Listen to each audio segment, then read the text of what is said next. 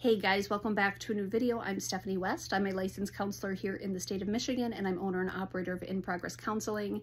I'm going to say something that sounds a little self-deprecating today. It's not intentional, so just be with me in the context of this. And that is sometimes I'm really annoying. And if you know me, you probably don't know that side of me because I heavily filter it. But I can be really annoying. Here's something to know about yourself. You can be really annoying too. And one of the things we run into when we're running through counseling is we're running into people who don't create space for other people's quirks to show up, more importantly, for other people's limits to show up. So let me give you an example. Let's say I have a client come in, and now I don't show outright annoyance with my clients. That wouldn't be a thing, typically because I know the work we're doing, I understand full context and story, but even then I do have limits, right? So even in my personal life, there are people that can be annoying. And what happens when people are annoying? I get annoyed. The same way when I'm annoying, they might get annoyed. So let's say there's people who fear the fact that I might get annoyed with them. So let's say I'm just like, you're a lot today. And they just have a total meltdown where they're like, I can't believe that you said I'm a lot and I can't believe, and they have this big response or maybe even an over response to the awareness that I'm annoyed with them. One of the things I have to run out with people is, look, I have limits. I am a mere mortal. And if you are being annoying and I am getting annoyed, those two things match, and that's okay. You're allowed to be annoying. I'm allowed to feel annoyed. And conversely, when I'm being annoying and you're feeling annoyed, that's allowed too. Those two things match.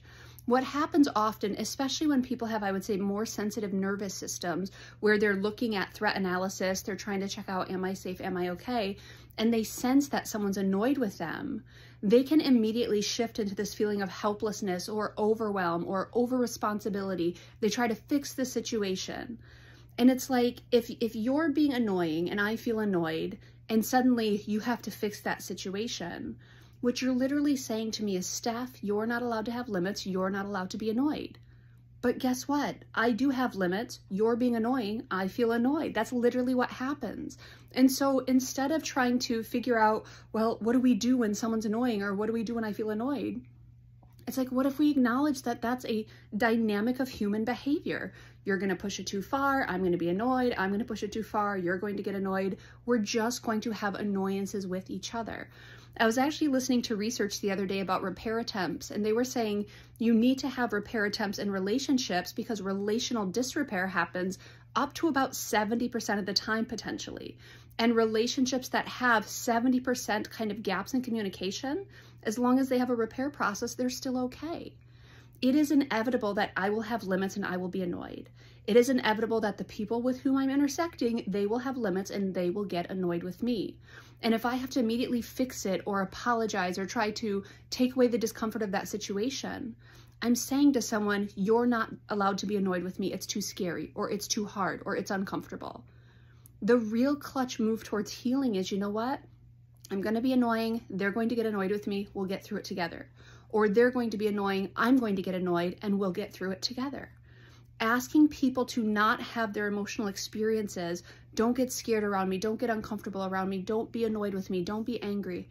It's like, don't be human. You're not allowed to have emotional vacillations. That's irresponsible. Instead, we say, yes, those things will happen. I will be annoying, or I will, do things that induce anger, or I will get on your nerves, get under your skin. All of those things will happen. What do we want to do when it shows up?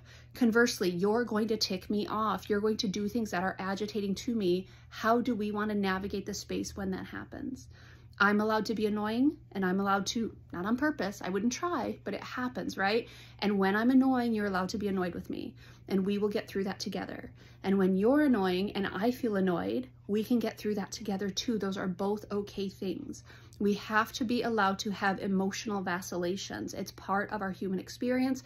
It's part of what's afforded to us by being in relationship with other people who can hold emotions well. It's not going to be something that we make a lot of headway in if I'm not allowed to be me or you're not allowed to be you, and we're not allowed to just have situations arise and deal with them as they come up.